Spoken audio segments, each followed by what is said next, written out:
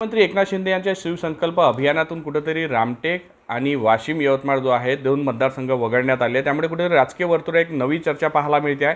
त्या जागा भाजपला सुटणार आहे का असा प्रश्न सध्या उपस्थित होत आहे। रामटेकचे शिंदे गटाचे जे खासदार आहे कृपाल तुम्हाला ते आपल्यासोबत आहे। भाऊ काय सांगाल, नेमकी चर्चा होती आहे काय नेमकं कारण? नाही, तुमच्या चर्चेला काही अर्थ नाही आहे, कारण की आता आमच्या टोटली आम्ही ज्या 22 जागा लढणार आहोत त्यापैकी पहिल्या फेजमध्ये 11 लोकसभेच्या ठिकाणी शिवसंकल्प यात्रेच्या सभा आदरणीय मुख्यमंत्री साहेब घेतात आहे आणि दुसऱ्या टप्प्यामध्ये 11 ठिकाणी आम्ही त्या सभा आदरणीय मुख्यमंत्री साहेबाच्या होणार आहे। आणि तुम्ही ज्या चर्चा करत आहात, चर्चा करू नका, यात काही दम नाही आहे आणि सर्व जे काही ठरायचं आहे ते आदरणीय मुख्यमंत्री आदरणीय उपमुख्यमंत्र्यांमध्ये ते ठरणार आहे। तुमचं नेमक्या ज्या पद्धतीने चर्चा होते की कुठेतरी कमळावर जे आहे शिंदे गटाचे खासदार लढणार आहे अशा पद्धतीची चर्चा होते, त्यामुळे कुठेतरी याला दुजोरा मिळते या सगळ्या माध्यमातून?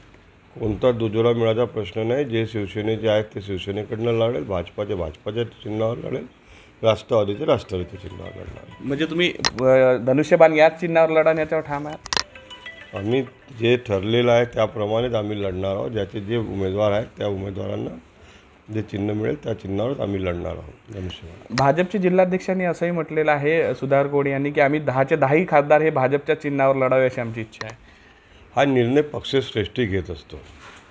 हे दिल्लीवरनं आणि मुंबईचे जे नेते आहेत आमच्या पक्षाचे आणि दिल्लीचे भारतीय जनता पक्षाचे सर्व नेते हे सर्व जरा आपसामध्ये बसून याचा निर्णय करतील आणि त्याप्रमाणे जो सीट शेअरिंग होईल त्याप्रमाणे सर्वजण लढतील।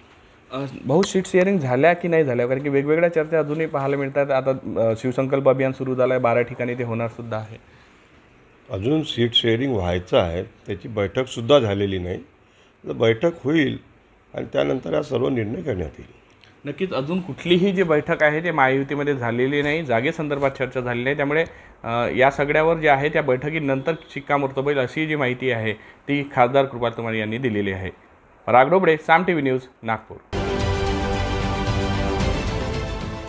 देश विदेशातील प्रत्येक घडामोडींचे लाईव्ह अपडेट मिळवण्यासाठी आता साम टीव्हीच्या सर्व सोशल मीडिया प्लॅटफॉर्मला लाईक, फॉलो आणि सबस्क्राईब करा। तसंच सर्व नोटिफिकेशनसाठी बेल आयकॉन प्रेस करायला विसरू नका।